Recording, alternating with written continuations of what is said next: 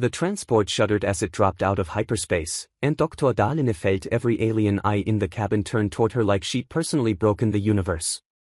Human passenger, please remain seated, Captain Sawyer's voice crackled over the intercom, though she was already buckled into the very last row. Nächste Station approach in 15 minutes, in seat 94B, the furthest possible distance from anything important on this diplomatic transport. Ambassador Kitravellnos had made that abundantly clear during boarding. Humans were observers only, not participants. The emergency klaxons chose that exact moment to start wailing. Every alien delegate in the forward cabin started chittering, hissing, or making whatever noise their species made when mildly inconvenienced. Darline didn't move. She'd heard emergency alarms before, and this one had a very specific rhythm. 3 long bursts, Pause, repeat. System diagnostic, not actual emergency, but the Catherine ambassador was already on her feet, her forearms gesticulating wildly. Captain, what is the nature of this malfunction? Just a routine check, Ambassador. Sawyer's voice came back, but there was something tight in his tone. Nächste Station is running some tests on their docking protocols. Darline tilted her head. That was interesting, since when did docking protocols require emergency klaxons? Through the small porthole beside her she could see Nächste Station growing larger. A massive wheel spinning slowly against the starfield, with dozens of sections branching off like spokes. It was beautiful, in the way that most alien architecture was beautiful. Elegant, efficient, and completely impractical for human proportions. The klaxons cut off abruptly. Ladies, gentlemen, and esteemed beings, Sawyer announced, we are cleared for docking at Bay 89. Please prepare for static, swallowed his words. Commander Thisler Nineclaw, the Zephyrus security chief who'd been pretending to nap in seat 23A, snapped upright, her scaled head swiveled toward the cockpit. Captain, repeat transmission more static. That's odd, muttered Chancellor Rempt Kethvin, his translator collar flickering as it processed his native clicks and whistles. Nächste Station communications are triple redundant. Darline was still watching through the porthole when she noticed something that made her stomach drop. One entire section of the Station, a massive spoke extending from the central hub, was completely dark. No lights, no navigation beacons, no signs of life. Section 12, according to the markings barely visible on its hull. Captain Sawyer, she called toward the front of the cabin, her voice cutting through the nervous chatter. How long has Section 12 been offline? The alien delegates turned to stare at her again, but this time their expressions were different, less annoyed, more worried. I'm sorry, Ambassador Kethra said, her voice carrying that particular tone aliens used when they wanted humans to shut up.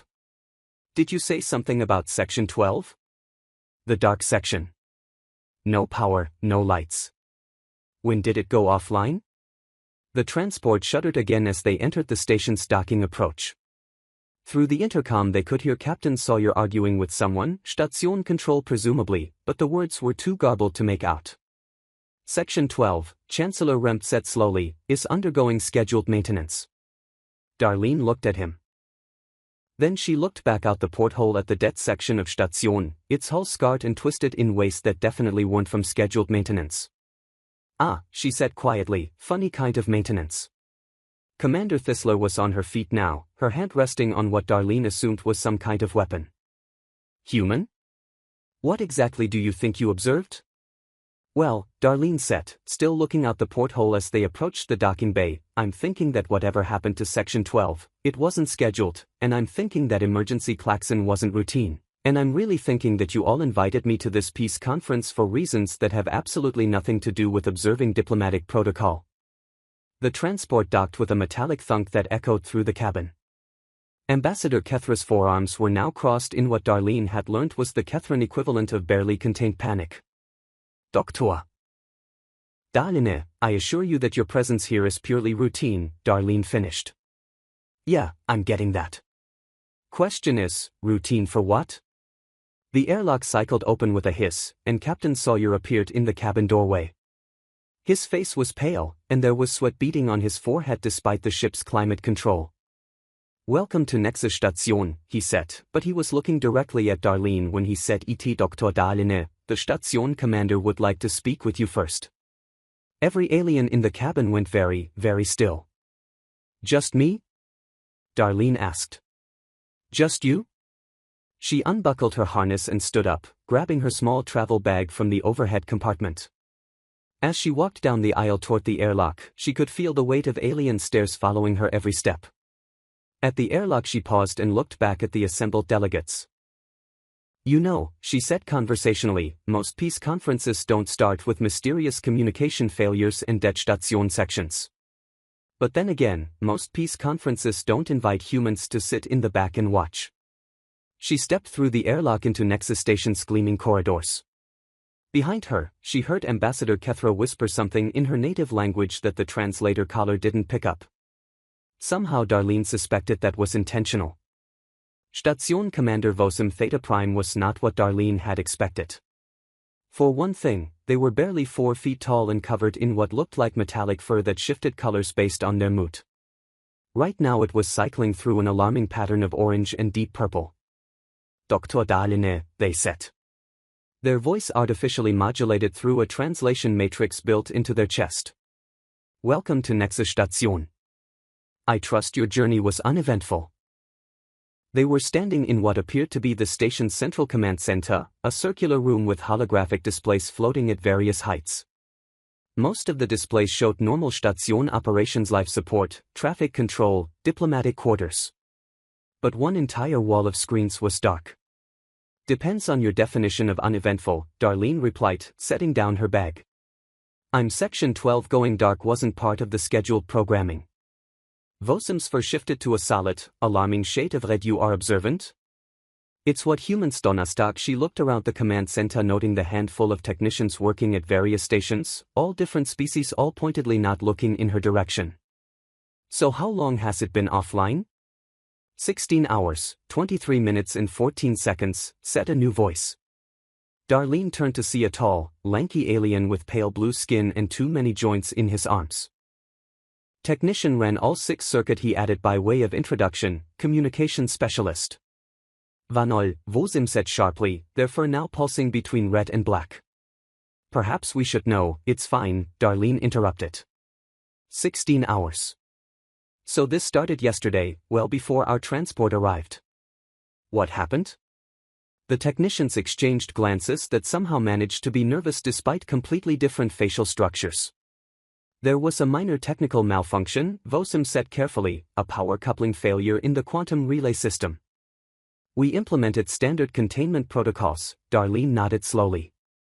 Standard containment protocols that involve cutting off an entire section of the station and refusing to talk about ET. The safety of the station and its inhabitants is our primary concern. I'm sure it is. Darlene walked over to the wall of dark screens. Up close she could see they weren't actually off. They were showing static, white noise with occasional flickers of something. Can I see the relay logs from when it happened? The silence that followed was so complete that Darlene could hear the hum of the station's life support systems. I'm afraid that's classified, Vosum said finally. Classified by who? By the Galactic Council's Emergency Protocols Division. Darlene turned around. The same Galactic Council that's holding peace talks here? The same peace talks I was invited to observe? Dr. Darlene? A new voice said from the command center's entrance. Ambassador Kethra strode in, flanked by Commander Tiesler and 2 other aliens Darlene didn't recognize. I see you've been given the full tour. Not really, Darlene said. We were just getting to the interesting part, where everyone clams up about Section 12. Kethra's forearms made a complex gesture that probably meant something diplomatic. Perhaps we should discuss this in a more private setting. Oh, I think this is plenty private, Darlene gestured around the command center. Unless you're worried about your own people hearing something they shouldn't. Commander Tiesler stepped forward, her scaled features arranged in what might have been a scowl. Human, you are here as an observer. Observe. Do not interfere with station operations. I'm not interfering, I'm asking questions. There's a difference, is there? Vice's hand moved to her weapon again. Darlene looked at her for a long moment. You know what's funny? In all the briefings about this conference nobody mentioned that humans weren't supposed to ask questions, just that we were supposed to sit quietly and watch. She turned back to the static-filled screens. But humans are really bad at sitting quietly when something doesn't make sense. And section 12 going dark right before a major peace conference, that doesn't make sense. Unless, she continued studying the static patterns, it's not really section 12 that you're worried about, it's what's in section 12. The fur on Vosim's body went completely white. Dr. Darling, Kethra said, her voice taking on a formal diplomatic tone. I must insist that you accompany us to your quarters. The diplomatic sessions begin in 4 hours, and you'll want to prepare. Actually, Darlene said, still looking at the screens. I think I'd rather stay here and help with your technical difficulties, she pointed at one of the static displays. See that pattern there? The way the interference spikes every 3.7 seconds? That's not random noise, that's a signal. Technician Renault's 6 circuit nearly dropped the data pad he was holding. That's impossible, the quantum relay is completely severed. Severed from what? From he caught himself, looking around at the assembled aliens like he'd just confessed to treason. From the what, Renault? Darlene asked gently. The main communication grid, Vosim said quickly. Standard protocol when dealing with technical malfunctions, Darlene nodded. Right, standard protocol. Except you didn't just cut the communications, did you? You cut everything. Power, life support, artificial gravity, the whole section. She turned away from the screens to face the group.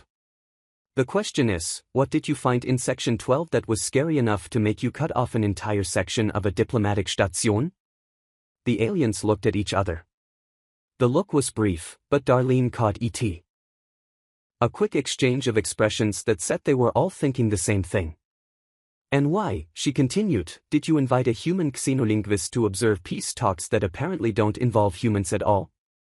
Ambassador Kethra's translator collar flickered, processing what sounded like several different languages at once. When it finally settled, her voice was carefully neutral.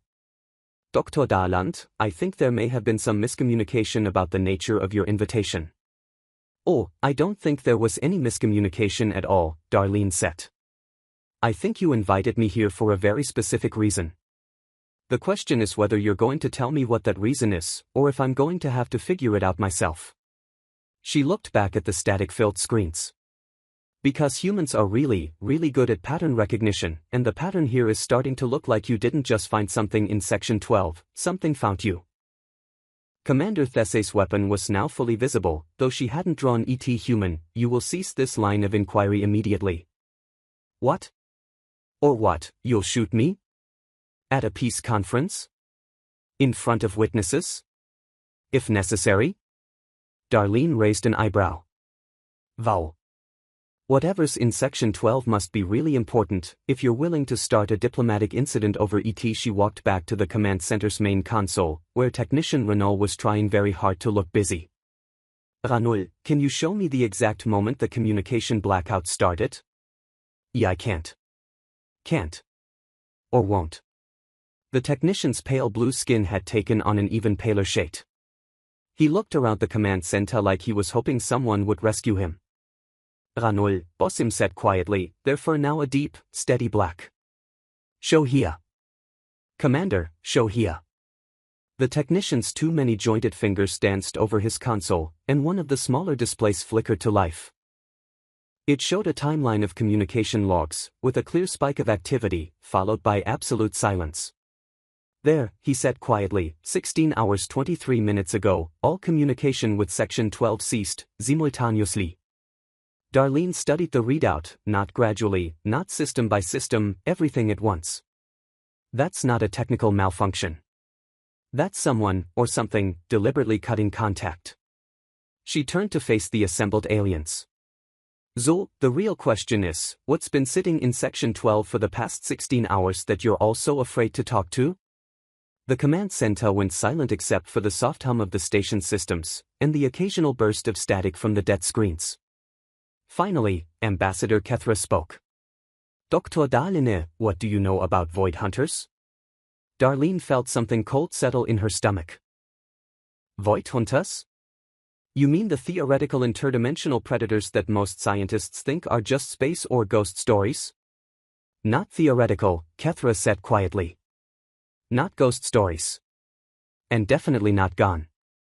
The static on the screen suddenly intensified, and for just a moment Darlene could swear she saw something moving in the white noise. Something that looked almost like a pattern, almost like in there in section 12, she said. We believe so. How long have you known? Since yesterday, when they made contact. Darlene stared at her. Made contact? You mean they tried to communicate? Not tried, Dr. Dahlene. Succeeded. They sent a message through the quantum relay system before we managed to sever the connection. What did it say? Ambassador Kethra's forearms made a gesture that somehow conveyed both resignation and terror. It said they wanted to talk to the humans. The words hung in the air like a toxic cloud. They wanted to talk to the humans, Darlene repeated slowly. Interdimensional predators. Asked for humans. Specifically, that is correct, Ambassador Kethra said, her translator collar struggling with what sounded like several curse words in her native language. Darlene looked around the command center at the assembled aliens. Every single one of them was avoiding eye contact. And nobody thought to mention this during the 16-hour flight here? We were hoping the situation would resolve itself, Vosyum Sa'it, their metallic fur now cycling through colors so rapidly it was giving Darlene a headache. Right, because that's what Void Hunters do, they just pack up and leave when ignored. Commander Thisler stepped forward, her scales rippling in what Darlene was learning meant barely controlled aggression. Human, you do not understand the complexities of I understand perfectly, Darlene cut her off. You found something in section 12 that scared you so badly you cut off an entire station section. When it asked for humans you panicked and decided to bring me here as what, a sacrifice? A translator? A really expensive peace offering? The silence that followed confirmed everything. Unbelievable. Darlene turned back to the static folded screens. So what exactly did they say, word for word? Technician Ranald's sixth circuit cleared his throat, a sound like grinding metal. The message came through at 3,47 station time direct quantum pulse transmission bypassing all our security protocols. He brought up a new display, showing a complex waveform pattern. The translation matrix identified it as a form of mathematics, base communication very precise, and it said, we seek discourse with the neural fire species, the ones who burn thoughts into reality. Bring them to the threshold or we will come to you. Darlene stared at the waveform. Neural fire species, they're talking about human consciousness, aren't they? The way our brains process information, we believe so, Vasim said quietly. Void hunters are known to be interested in certain types of neural patterns. Most species process thought in linear, logical progressions. Humans are different. Different how? Chaotic, Commander Thislar said, and it didn't sound like a compliment. Human thought patterns are erratic, unpredictable. You make intuitive leaps that bypass logic entirely. It's unsettling. Darlene almost smiled. Yeah, we get that a lot.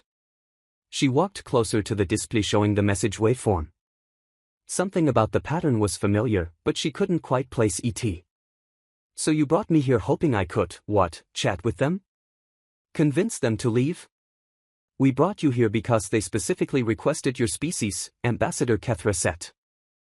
And because every other time Void Hunters have made contact with a civilization, that civilization has disappeared within 48 hours. The cold feeling in Darlene's stomach turned into ice. Disappeared how? Completely. No survivors, no traces, no debris. Just empty space where entire star systems used to be. Jesus. However, Kethra continued, there are records of one species that successfully negotiated with Void Hunters. Once, approximately 2,000 years ago, let me guess, they were similar to humans somehow. Not similar. Identical. In terms of neural architecture at least. A species called the Predecessor Collective. They existed in this region of space long before the Galactic Council formed. Darlene looked around the command center. And what happened to them? They vanished. But not the way other civilizations vanished. They transcended. Evolved beyond physical existence.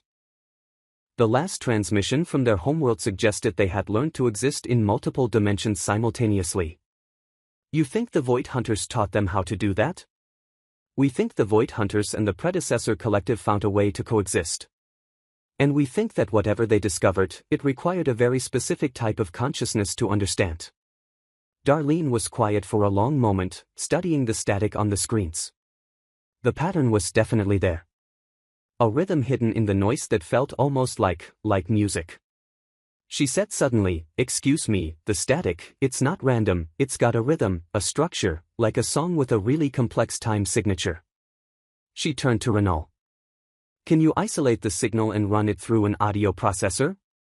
The technician's fingers flew over his console. A moment later, the command center filled with sound. A low, thrumming harmony that seemed to come from everywhere at once. Every alien in the room took a step back. "That's not possible, vos im visperet." Void? Hunters don't communicate through auditory. "They're not communicating through audio," Darlene interrupted. "They're communicating through harmonics, vibrational frequencies that resonate with specific neural pathways."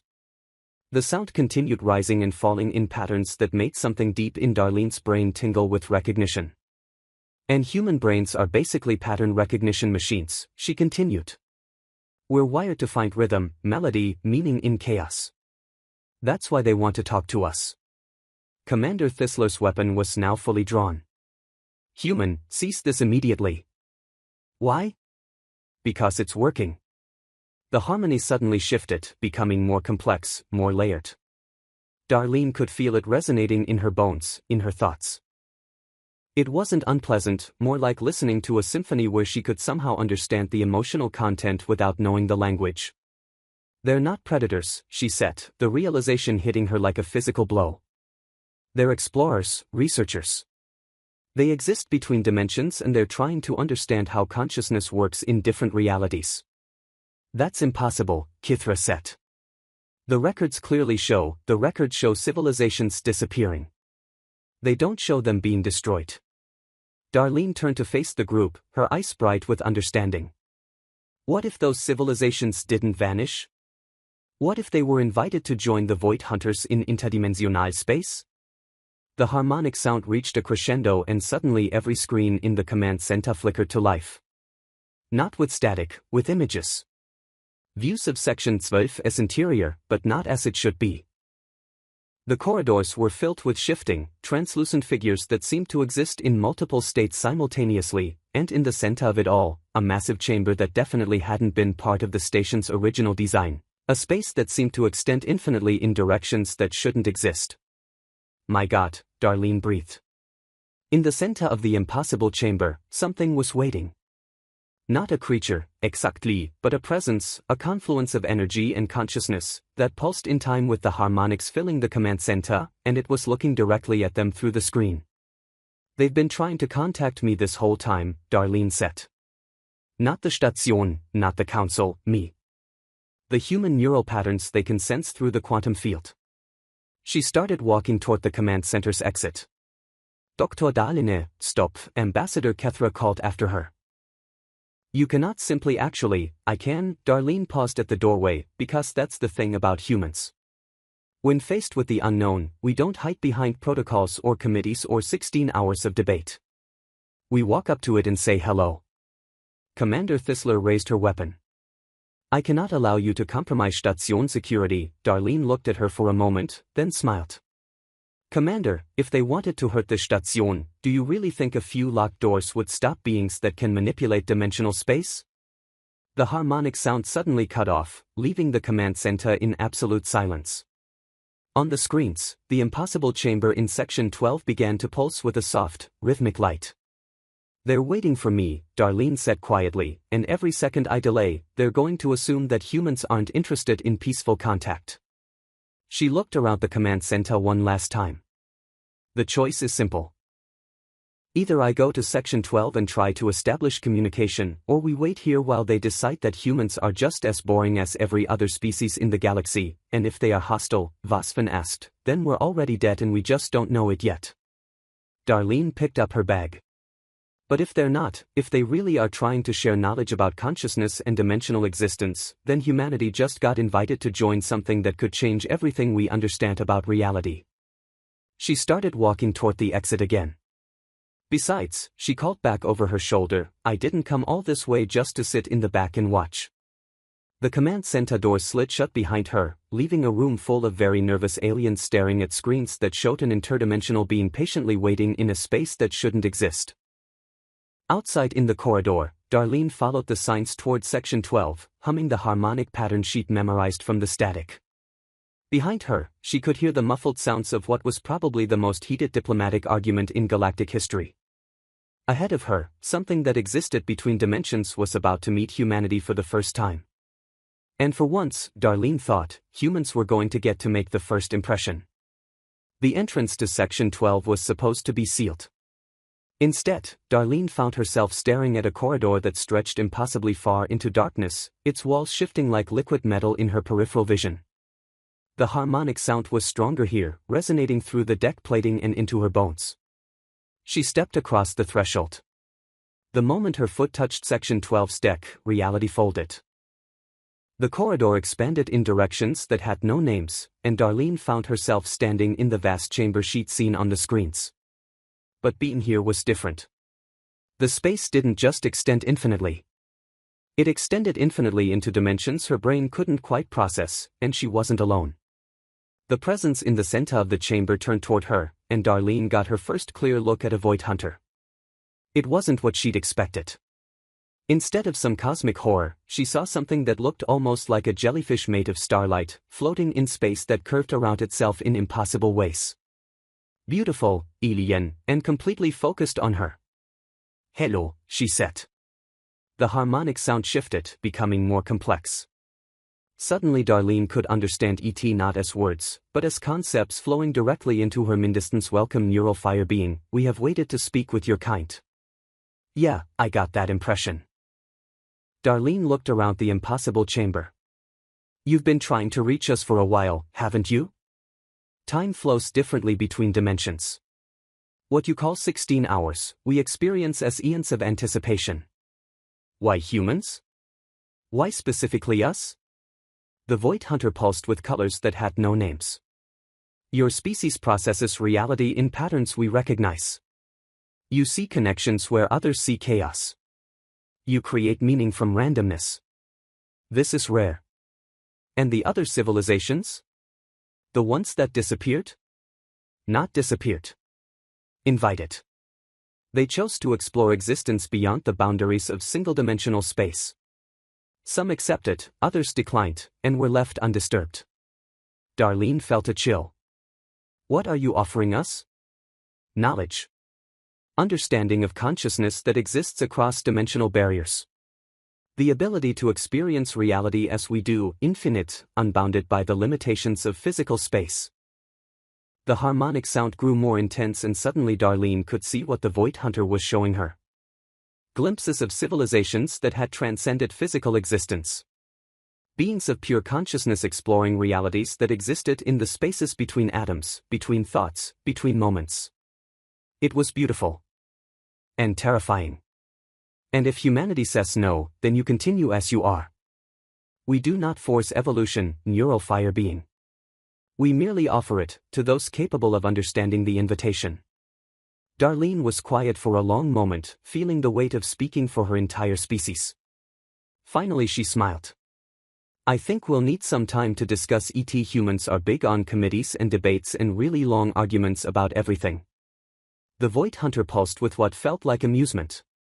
We understand. Time is an abundant resource when one exists between dimensions. But I can tell you this. Humanity appreciates the invitation. And we're honored that you chose to reach out to us first. You were not first, neural fire being. You were simply the first to listen. The chamber began to fade around them and Darlene found herself back in the normal corridor of Section 12. The void hunter was gone, but she could still feel its presence. Waiting patiently in whatever space existed between here and there, her communicator crackled to life. Dr. Yaline, are you alive? She looked down at the device, then back at the space where the impossible chamber had been. Yeah, wo sind, I'm alive. And section 12 is back online. What happened? What did they want? Darlene started walking back toward the command center, humming the harmonic pattern under her breath. They wanted to offer humanity a job interview, she said, for a position that doesn't exist yet in a place that's everywhere and nowhere at once. There was a long pause. I don't understand. That's okay, Darlene said, stepping back through the section barrier into normal space. I'm not sure I do either, but that's what makes us human.